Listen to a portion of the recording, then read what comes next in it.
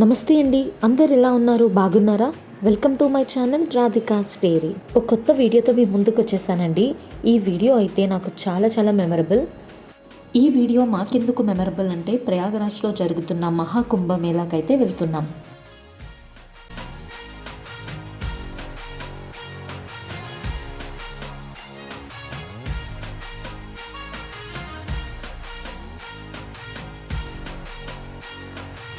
ఈ వీడియో వచ్చేసి జాన్ 16, 2025 అండి. ఆ రోజు మా అదృష్టం అనే చెప్పొచ్చండి. ఎందుకంటే ఈ వీడియోలో మీకే తెలుస్తుంది. ఈ సంవత్సరం 2025లో ఉత్తరప్రదేశ్లో ఉన్న ప్రయాగ్రాజ్లో కుంభమేళా జరుగుతుంది. మన దేశంలో ఉన్న అనేక పుణ్యక్షేత్రాల్లో ప్రయాగ్రాజ్ ఒకటి. ప్రతి 12 సంవత్సరాలకు ప్రయాగ్రాజ్లో కుంభమేళా జరుగుతుంది. దీనికి హిందూ మతంలో ఎంతో ప్రాముఖ్యత ఉంది. మేము కాశీలోనే ట్రావెల్స్ మాట్లాడుకొని ఎర్లీ మార్నింగ్ 4కి అయితే స్టార్ట్ అయిపోయాం. ఇక్కడికి రీచ్ అయ్యేసరికి 6 అయితే అయ్యింది. మా ప్రయాణం కాశీ వరకే అనుకున్నామండి. ఎందుకంటే మాతో పాటు 75 ఏళ్ల బామ్మగారు ఉన్నారు అండ్ హెల్త్ ఇష్యూస్ ఉన్న వాళ్ళు కూడా ఉన్నారు. మేము ప్రయాగ్రాజ్ స్టార్ట్ అవ్వకముందు అసలు వెళ్ళగలమా లేదా, అసలు అక్కడ వరకు రీచ్ అవుతామా లేదా, అవుతుందా లేదా, ఎలా ఉంటుంది అని రకరకాల ఆలోచనలు అయితే మాకున్నాయి. ఈ ప్రయాగ్రాజ్ కుంభమేళా అనేది జనవరి 13, 2025లో స్టార్ట్ అయింది అండ్ ఫిబ్రవరి 26 వరకు అయితే ఉంటుంది. మేము 13th అయితే వారణాసి రీచ్ అయ్యామండి. అప్పటికే వారణాసిలో చాలా రష్ అయితే ఉంది. సో ప్రయాగ్రాజ్ గురించి అయితే అక్కడుండే సిచ్యువేషన్ బట్టి వెళ్ళాలా వద్దా అనేది మేము డిసైడ్ అవుదాం అనుకున్నాం. 13th, 14, 15 అయితే ప్రయాగ్రాజ్ అనేది చాలా చాలా రష్ ఉందండి. ఈ త్రివేణి సంగం ఏరియా అంతా కూడా జనాలతో కిక్కిరిసిపోయిందంట. ప్రజెంట్ వీడియోలో మీరు చూస్తుంది కచ్పేశ్వర్ ద్వార్ అండి. మీరు దీనికి రిలేటెడ్ వీడియోస్ చాలా చూసుంటారు. నాకు ఇవి తీసినప్పుడు తెలియలేదు ఇది ఎంత ఇంపార్టెంటో. బోట్ మీద కాకుండా త్రివేణి సంగం పాయింట్కి నడిచి వెళ్ళటానికి కచ్పేశ్వర్ ద్వార్ అనేది మెయిన్ పాయింట్ అనమాట.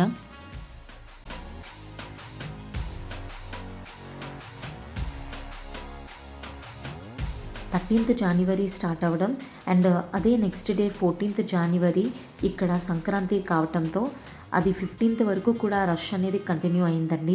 ఆ రోజు త్రివేణి సంగంలో స్నానం చేయడానికి మార్నింగ్ 6కి వెళ్తే ఈవినింగ్ 4-5కి బయటకు వచ్చారంటండి. సో అంత రష్గా అయితే ఉందంట. దట్టు 7 కిలోమీటర్స్కి ముందే వెహికల్స్ అన్నీ స్టాప్ చేసేసారంట. ప్రజెంట్ అయితే చూస్తున్నారు కదండి, బోటింగ్ పాయింట్కి అయితే వచ్చేసాము.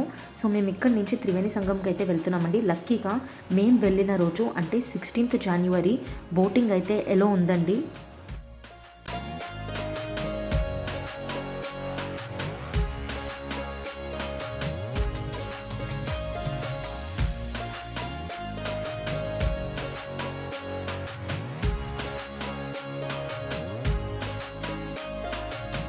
ప్రయాగ్రాజ్లో ప్రజెంట్ జరుగుతున్న కుంభమేళా అనేది 144 years తర్వాత వచ్చిందంటండి.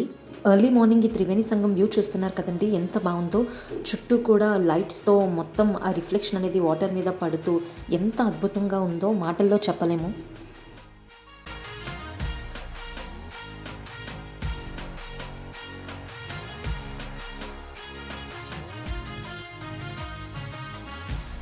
ఇది కుంభమేళా టైం కావడంతో బోట్ వాళ్ళు అయితే కొంచెం ఎక్కువైతే ఛార్జ్ చేస్తున్నారండి.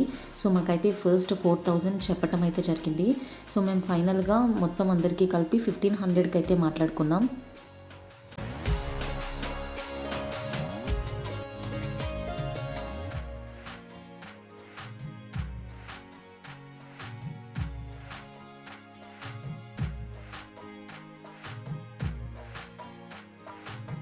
ఈ ప్రయాగ్రాజ్ విజిట్ అనేది నాకు ఇది 4th టైం అండి.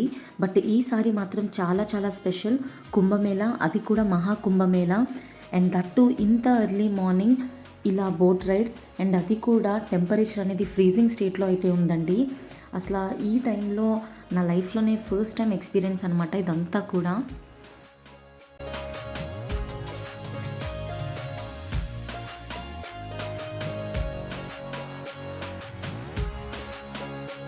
మేము బోట్ రైడ్కి స్టార్ట్ అయ్యేసరికి 6 అయిందండి. చాలా డార్క్గా అయితే ఉంది.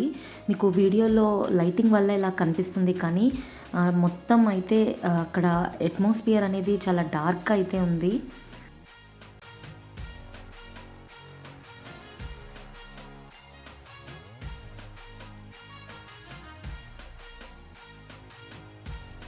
ఈ కుంభమేళా విశిష్టత అయితే తెలుసుకుందామండి.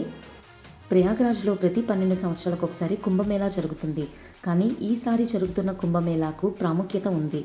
ఇప్పుడు జరిగే కుంభమేళా చాలా ప్రత్యేకమైనది. ఎందుకంటే కుంభమేళా ప్రతి 12 సంవత్సరాలకు జరుగుతుంది. కానీ మహాకుంభమేళా 144 సంవత్సరాలకు ఒకసారి జరుగుతుంది. అంటే 11 పూర్ణ కుంభాలు పూర్తయినప్పుడు 12వ పూర్ణ కుంభాన్ని మహాకుంభం అంటారంటండి. ఇది 144 సంవత్సరాలకు ఒకసారి జరుగుతుందంట. ప్రస్తుతం ప్రయాగ్రాజ్లో జరుగుతున్న కుంభం 144 సంవత్సరాల తర్వాత జరుగుతుంది. అందుకే ఈ కుంభమేళా మహాకుంభమేళా అయిందండి.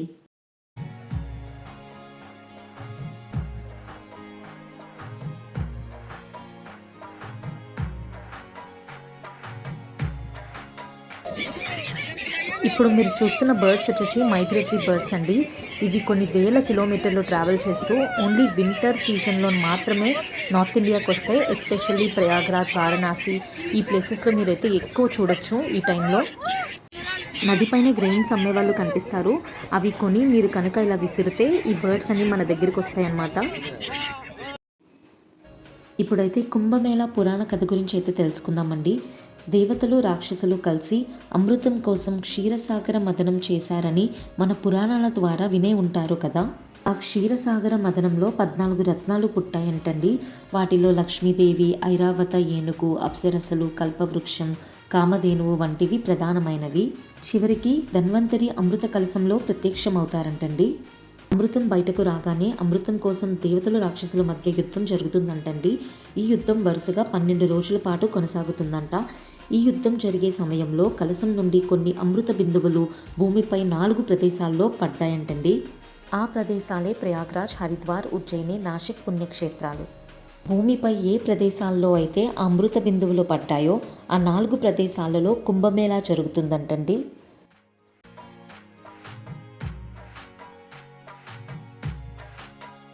సో ఫైనల్లీ త్రివేణి సంగం ప్లేస్ అయితే రీచ్ అయిపోయామండి. చూస్తున్నారు కదా ఎలా ఉందో.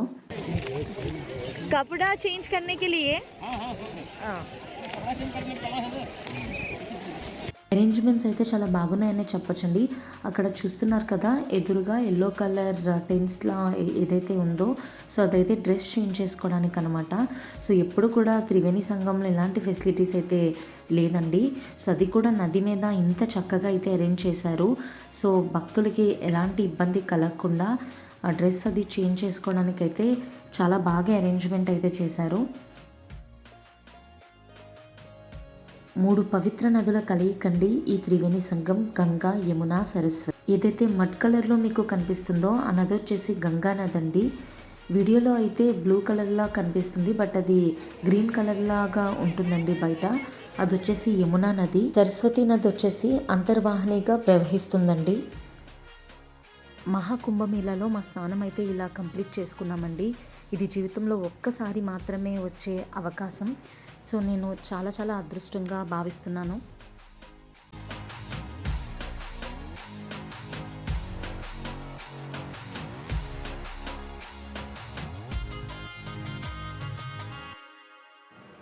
అప్పటి వరకు వెళ్ళగలమా లేదా అన్న ఆలోచనతో ఉన్నవాళ్ళం. బట్ హర్ హర్ మహదేవ్, హర్ హర్ మా గంగే అనుకుంటూ ఈ ట్రిప్ అంతా కూడా చాలా సాఫీగా అయితే అయిపోయిందండి. ఎటువంటి ఇబ్బంది పడకుండా అసలు ఎంత బాగా అయింది అంటే ఇంకా మాటల్లో కూడా నేను చెప్పలేను.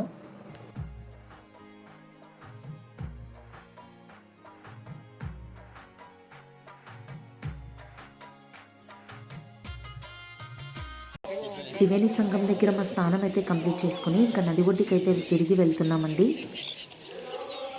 ఇక్కడ వీడియోలో చూస్తున్నారు కదండి, ఈ నది మీద బ్లూ కలర్ బార్డర్ లాగా ఏదైతే ఉందో సో ఆ లైన్కి అటువైపు ఏదైతే ఉందో అవి బోట్స్ వెళ్ళటానికి వేయండి.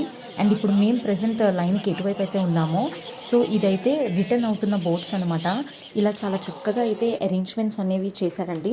అంటే బోట్స్ కూడా ఎక్కడా కూడా ట్రాఫిక్ జామ్ లాంటిది ఎటువంటి ఇబ్బంది పడకూడదని చెప్పేసి సో ఈ అరేంజ్మెంట్ అయితే చేశారు.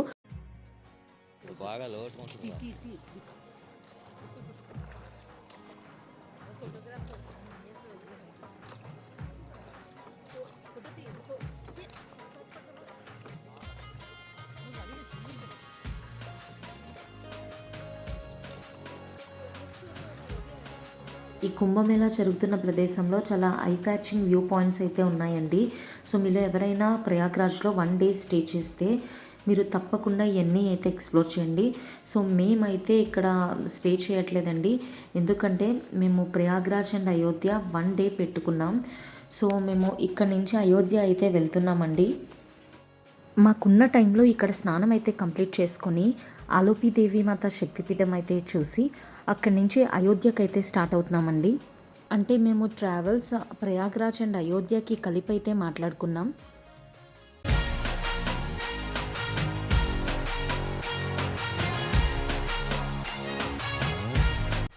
ఒకవేళ మీకు కనుక టైం ఉన్నట్టయితే తప్పకుండా ప్రయాగ్రాజ్లో బడే హనుమాన్ టెంపుల్ అండ్ ఆలోపిదేవి మాత శక్తిపీఠం అయితే విజిట్ చేయండి. అండ్ అంతేకాకుండా ఈ కుంభమేళాలోనే చాలా అరేంజ్మెంట్స్ అయితే చేశారండి. సో డెఫినెట్లీ మీరు కనుక ఒకవేళ రష్ అది తక్కువ ఉంటే అవన్నీ కూడా తప్పకుండా అయితే చూడండి. మీరు కనుక ప్రయాగ్రాజ్కి ఫస్ట్ టైం అయితే సీతామఢి కూడా తప్పకుండా విజిట్ చేయండి. సో ప్రయాగ్రాజ్ నుంచి అది కూడా దగ్గరే.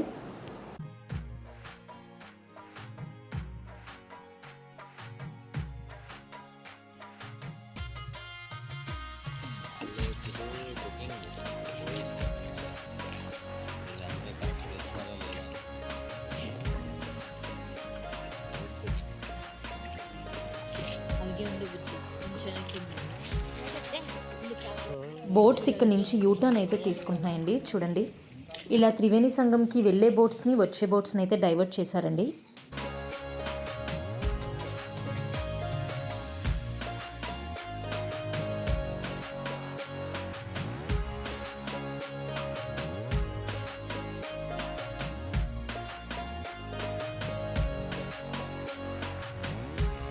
ఈ బడే హనుమాన్ టెంపుల్ అయితే అలహాబాద్ ఫోర్ట్ పక్కనే ఉంటుందండి.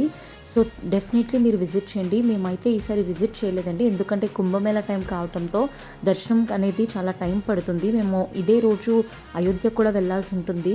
సో ఇంకా మేము దర్శనం అయితే చేసుకోవడం అవ్వలేదు. నేను ఎందుకంత స్ట్రెస్ చేసి చెప్తున్నానంటే ఇక్కడ ఉండే హనుమంతుడు శయన హనుమంతుడండి. అంటే స్లీపింగ్ పోస్చర్లో ఇక్కడ మీకు హనుమాన్ దర్శనం ఇస్తారు.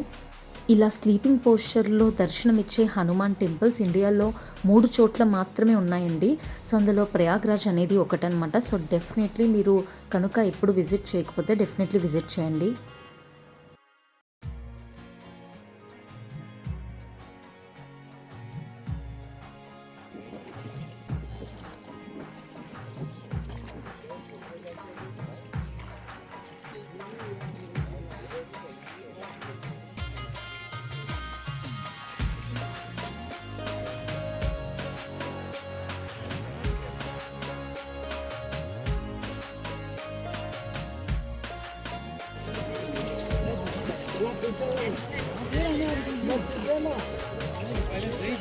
ఇది అలహాబాద్ ఫోర్ట్ అండి. చూసారా నది ఒడ్డున ఎలా అయితే ఉందో ఆ స్టెప్స్ చూస్తున్నారా ఎలా ఉన్నాయో.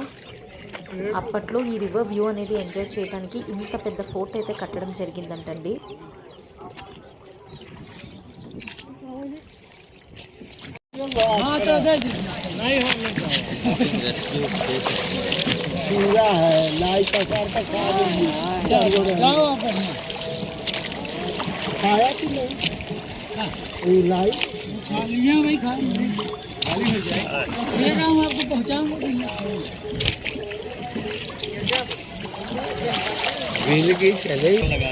ఎన్ని ఫోటోలు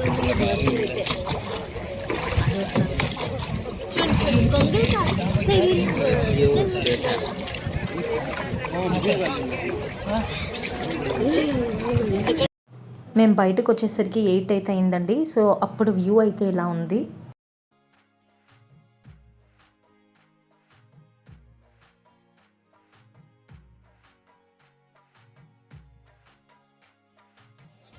ఏదైతే వీడియోలో ఫోర్ట్ చూస్తున్నారో ఇది అలహాబాద్ ఫోర్ట్ అండి. ఇది అక్బర్ కట్టించింది. దీనికి 400 ఏళ్ళ చరిత్ర అయితే ఉందండి. ప్రెసెంట్ వీడియోలో వాటర్ లెవెల్ చూస్తున్నారు కదండి ఎంతవరకు ఉందో. అదే వర్షాకాలంలో ఈ ఫోర్ట్ మొత్తం కూడా ఈ వాటర్ అనేది వచ్చేస్తుందంట. ఎంతవరకు అంటే బడే హనుమాన్ టెంపుల్ వరకు ఈ వాటర్ అనేది వస్తుందంటండి. ప్రతి వర్షాకాలంలో ఈ త్రివేణి సంగం వాటర్ అనేది బడే హనుమాన్కు తప్పకుండా టచ్ అవుతుందంట.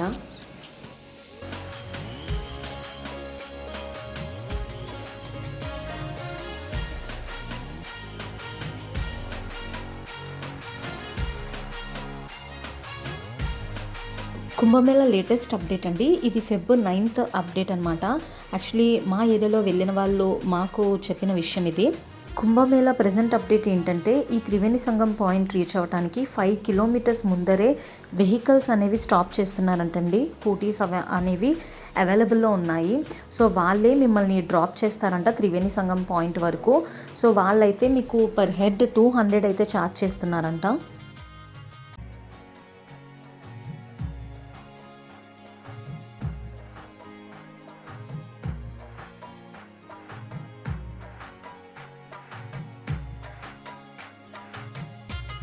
నా యొక్క ఈ జర్నీలో ఎక్స్పీరియన్స్ ద్వారా నేను ఇచ్చే సజెషన్ ఏంటంటే, మ్యాక్సిమం మీరు ప్రయాగ్రాజ్కి ఎర్లీ మార్నింగే స్టార్ట్ అవ్వడానికి అయితే ట్రై చేయండి.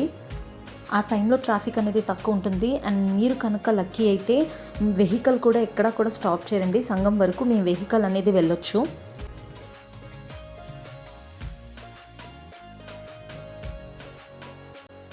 అండ్ బోటింగ్కి వాళ్ళు చెప్పే ప్రైస్ కన్నా మీరు బార్గెన్ చేయండి. మీరైతే ఒక 2-3 బోట్స్ మాట్లాడి అయితే వెళ్ళండి. మీరు అక్కడ ఏం పర్చేస్ చేసినా సరే, అది టీ అయినా కాఫీ అయినా సరే, మీరు ప్రైస్ అడిగే దాన్ని తీసుకోండి. వాళ్ళు మనుషుల బట్టి ఒక్కొక్కరికి ఒక్కొక్క రేట్ అయితే చెప్తారండి. చాలా మోసం అయితే ఉంటుంది. సో చూసుకోండి.